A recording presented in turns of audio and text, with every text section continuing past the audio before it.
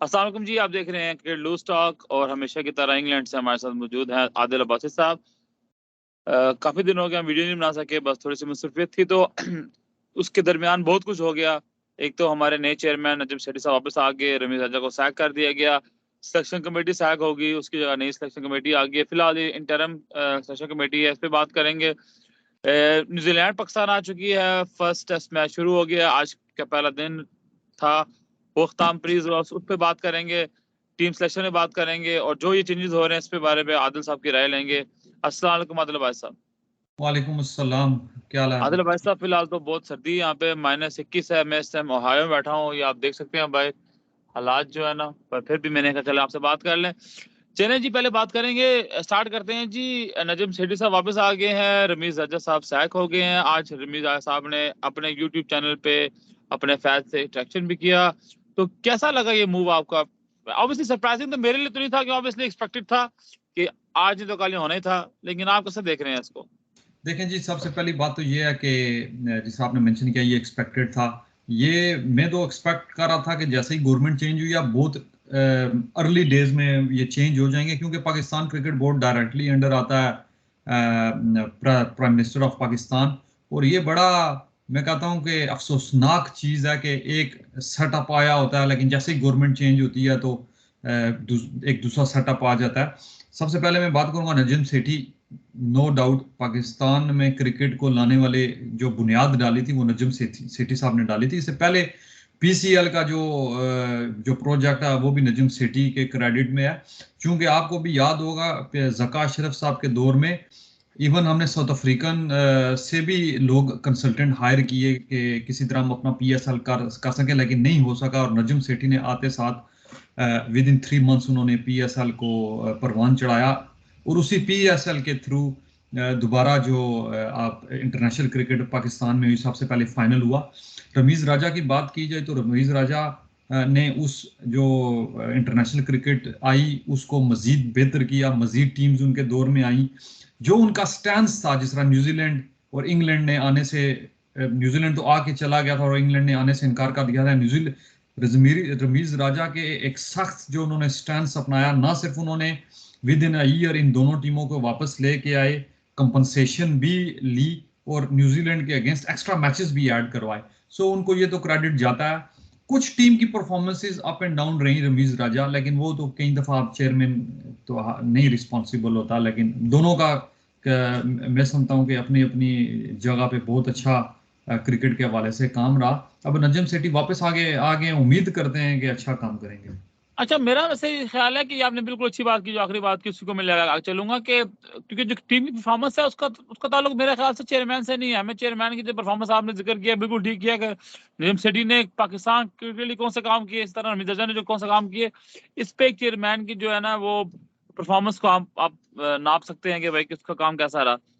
चलेंगे आगे चलते हैं। अगली बात मैंने करनी थी जी कि सिलेक्शन कमेटी भी जो है वो भी आपको पता है इंटरम सिलेक्शन कमेटी आ चुकी है। शायद अफरीदी उसकी चेयरमैन है और मोहम्मद वसीम को सैक कर दिया।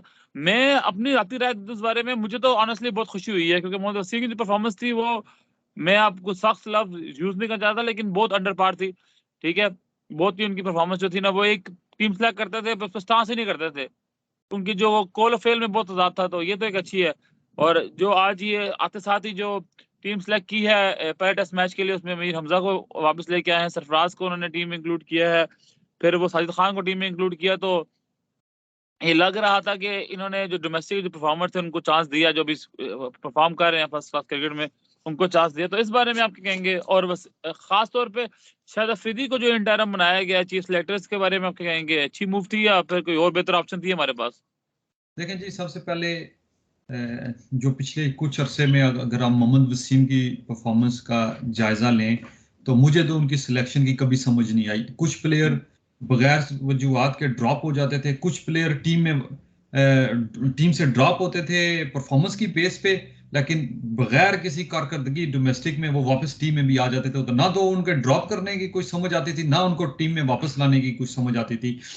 दूसरा ये है कि जो ज्यादातर जो सिलेक्शन होती थी वो पीएसएल के बेस पे होती थी।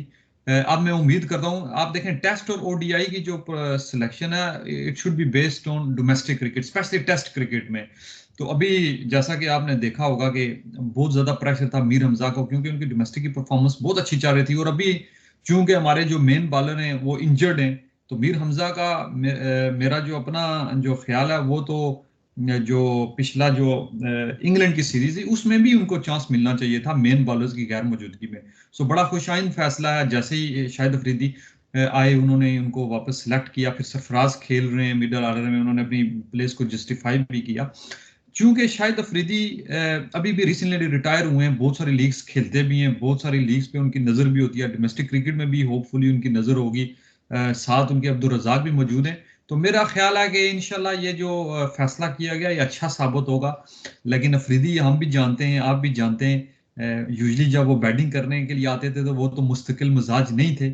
अभी सिलेक्शन में कितने मुस्तकिल मिजाजी वो दिखाएंगे ये अब आने वाला टाइम भी बताएगा। अच्छा, मेरा मेरा इस पे थोड़ा डिफर है कि मुझे मेरे दादी ख्याल है कि क्रिकेट माशाल्लाह से अफरीदी साहब ऑब्वियसली उन्होंने 20 साल उन्होंने इंटरनेशनल क्रिकेट खेली है और एक बहुत बड़ा नाम है, सुपरस्टार है, ना सिर्फ पाकिस्तान के, एक दुनिया क्रिकेट के सुपरस्टार है। लेकिन मेरा दादी ये ख्याल है कि क्योंकि उन्होंने टेस्ट मैच क्रिकेट खेली नहीं हुई और उतना शायद वो कहते हैं ना, और कप्तान भी वो एक कप्तानी भी उनकी उतनी अच्छी नहीं थी, तो मेरा दादी ख्याल ये है कि वो कोई इतनी अच्छी ऑप्शन नहीं थे चीफ सिलेक्टर। जैसे आपने कहा कि वो मुस्तकिल मिजाज नहीं है, थोड़े से उनका टेम्पर इशू भी है, लेकिन चले देखते हैं, अभी तो इंटरम है।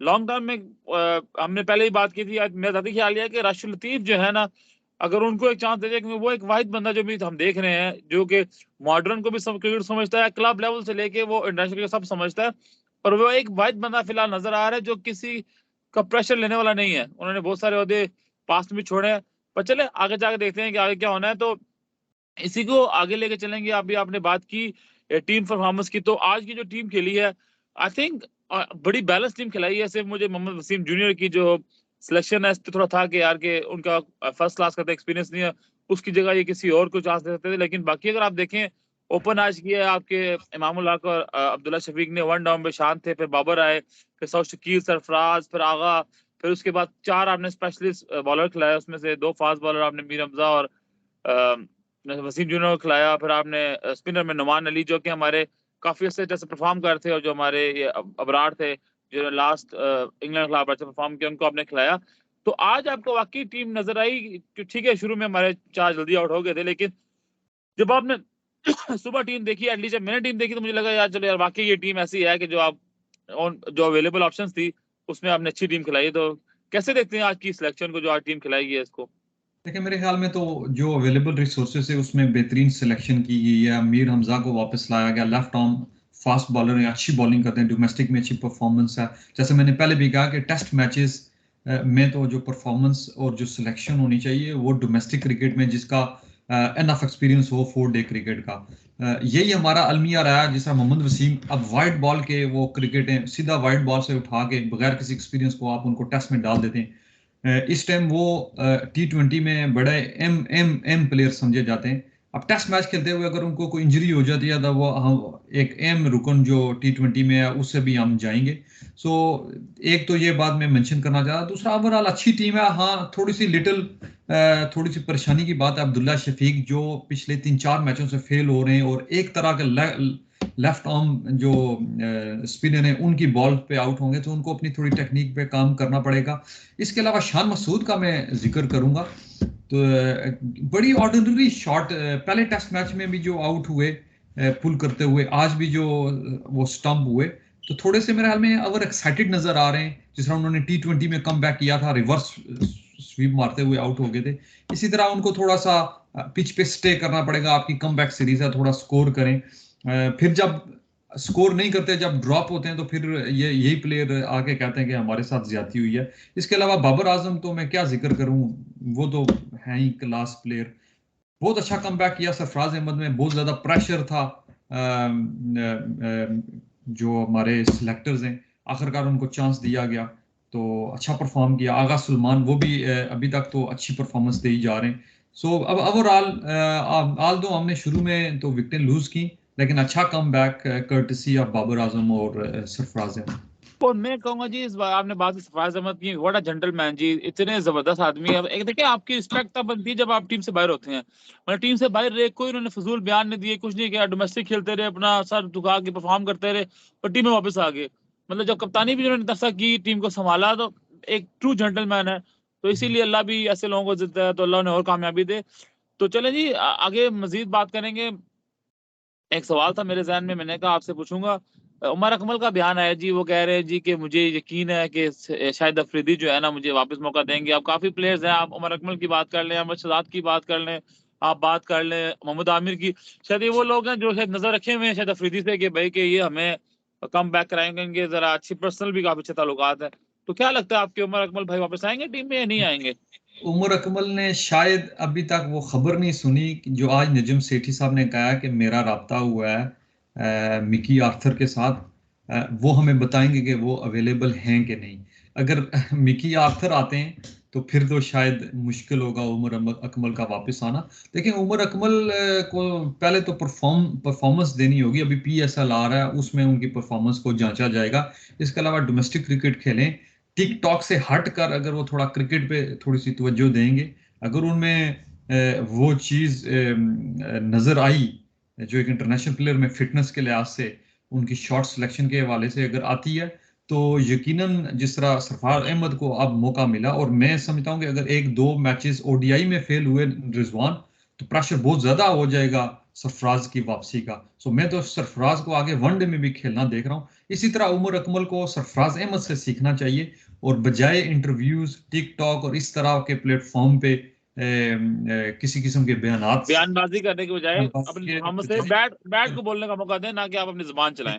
बिल्कुल इसी तरह। चलें जी, और एक और बात मैंने करनी है, आखिरी बात करेंगे। एक तो हमने काफी बात की ऑफलाइन, हमारी आप काफी बात होती रही। ये जो अब दोबारा वापस आए हैं, तो इन्होंने कहा है जी कि ये जो डिपार्टमेंटल क्रिकेट है इसको बहाल करेंगे। अच्छा, मेरा हमने बहुत बात की सरदार साहब इस बारे में कि जो ये था प्लान था 6 क्रिकेट का, शायद ये हमारे जैसे मुल्क में जिसकी 23 करोड़ आबादी है उसमें शायद ये इतना अच्छा नहीं था। आई थिंक इमरान खान साहब 1980s में जब उनको ये शेफील्ड क्रिकेट उन्होंने खेली, उनको पसंद आई, वो उस टाइम से उनके जहन में थी। लेकिन वो शायद जब वो अब इकदार में आए, प्राइम मिनिस्टर बने, उन्हें किसी बंदे ने बताया नहीं कि भाई इस बात को 40 साल हो गए, और 40 साल में पाकिस्तान की जो आबादी जो है वो उस टाइम से 4 करोड़ से 23 करोड़ हो गई है। ऑस्ट्रेलिया की आबादी 2.5 करोड़ की आबादी है। तो यहाँ पे इतने लोग अब बेरोजगार हो जाएंगे, इतने क्रिकेट जो है हमारी सफर करेगी। तो ये इस मूव को कैसे देख रहे हैं? मैं तो इसको अच्छी मूव देख रहा हूँ कि दोबारा डिपार्टमेंट क्रिकेट बहाल हो, कि ज्यादा क्रिकेटर प्रोड्यूस हो हमारे, जैसे हमारा साथ हमारा भारत है, इंडिया है, इसमें भी डिपार्टमेंट है क्रिकेट। और आप देख लें क्रिकेट कहाँ से कहाँ पहुंच गई है इनकी। तो आई थिंक हर मुल्क का अपना एक स्ट्रक्चर है, बस स्ट्रक्चर अच्छा होना चाहिए, वहां पे करप्शन नहीं होना चाहिए, उस पर काम करें, ना कि किसी और का स्ट्रक्चर कॉपी करने की कोशिश करें। देखिए, बिल्कुल आपकी बात ठीक है। डिपार्टमेंटल क्रिकेट में प्लेयर्स के पास जॉब्स होती हैं, जॉब सिक्योरिटी होती है। हमारे डोमेस्टिक क्रिकेट में तो इतने पैसे नहीं मिलते कि जिससे घर का खर्चा चल सके। तो डिपार्टमेंटल क्रिकेट में एक ये दूसरा आपने जिस तरह मेंशन किया, आप इंग्लैंड की मिसाल ले लें, 6.5-7 करोड़ आबादी पे अगर उनकी आप डोमेस्टिक स्ट्रक्चर देखें, तो T20 जो नेट वेस्ट होता है उसमें आई थिंक 30+ टीम्स होती हैं। इसके अलावा भी अगर आप देखें तो काफ़ी टीम्स होती हैं 4 डे क्रिकेट में भी। तो आप इंडिया की आप मिसाल दे चुके हैं। आप किसी और स्ट्रक्चर, आपको न्यूजीलैंड का स्ट्रक्चर उठा लें, आप साउथ अफ्रीका का स्ट्रक्चर उठा लें, तो 23 करोड़ की आबादी में सिर्फ 6 टीम्स का। इसी वजह से आप देखेंगे कि बहुत से प्लेयर्स उन्होंने क्रिकेट को छोड़ के और जॉब्स शुरू कर दी। सो ये उम्मीद है कि अगर हमारी टीम्स ज़्यादा होंगी तो ज़्यादा टैलेंट भी आएगा। और इससे पहले जितनी हमारी परफॉर्मेंसेज हैं, इतने बड़े लेजेंड्स हमने पैदा किए, वो डिपार्टमेंटल क्रिकेट से पैदा किए। सो मैं तो इसको बड़ा पॉजिटिव देख रहा हूँ। जो आपने ऑलरेडी मेंशन कर दिया, तो खान साहब का एक अपना नज़रिया था, शायद वो उसमें ठीक भी होते, लेकिन आई थिंक हमारे लिए जो ज़रूरत है वो डिपार्टमेंटल की क्रिकेट की ज़रूरत है। चलें, जल्दी बस मैं आखिरी आपसे एक सवाल करूंगा, फिर उस पर हम अपने प्रोग्राम का खत्म करेंगे। आते हुए दिनों में क्या देख रहे हैं जी कि ये जो इंटरम सिलेक्शन कमेटी बनी है यही रहेगी, या फिर आप क्या कोई बड़े चेंजेस आपको देख रहे हैं कि कोच कौन आएंगे, आपके जो कमेटी जो आपकी सिलेक्शन कमेटी है इसमें यही रहेगी, चेंजेस होंगे? बाबर आजम कप्तानी आप देख रहे हैं, नहीं देख रहे, आपको क्या लग रहा है? देखें जी, सबसे पहले कोचेस की बात की जाए तो ये तो आप नजम सेठी साहब के बयान से वाज़ेह हो गया कि कोच तो इंटरनेशनल कोच ही होगा। और हमारे जैसे जो वजह उन्होंने बयान की वो बिल्कुल ठीक भी है। और सबसे पहले तो कोशिश की जाएगी मिकी आर्थर, क्योंकि उनका डर्बीशायर के साथ कॉन्ट्रैक्ट है। सो हमें उस नोयत का नहीं पता। अगर वो मिकी अख्तर साहब ना भी आ सके, उन्हीं की रिकमेंडेशन से कोई आएगा, जिस तरह की मैंने आज जो बातें सुनी है नजीम सेठी के। सो एक तो कोच की बात हुई, सिलेक्शन कमेटी अभी इंटरिम है, अगर न्यूजीलैंड की सीरीज में कामयाबी हासिल करती है तो शायद इन्हीं को बरकरार रखा जाए, लेकिन मैं सिलेक्शन कमेटी में भी एक दो चेंजेस देख रहा हूँ। शायद शुएब अख्तर को शामिल कर लिया जाए, शायद इंजमाम उल हक की वापसी हो जाए। सो मैं इसमें थोड़ी सी चेंजेस देख रहा हूँ। जहां तक बाबर आजम की कप्तानी की बात है, तो मैं इसमें किसी किस्म की चेंज नहीं देख रहा। चलें जी, इसी बात पे करते हैं खत्म अपने प्रोग्राम का, देखते हैं कि आपकी पेशन गोई कितनी साबित होती है। बहुत बहुत शुक्रिया सरदार जी, जिंदगी तो फिर इंशाल्लाह होगी मुलाकात आपसे, ख्याल रखिएगा। अल्लाह हाफिज।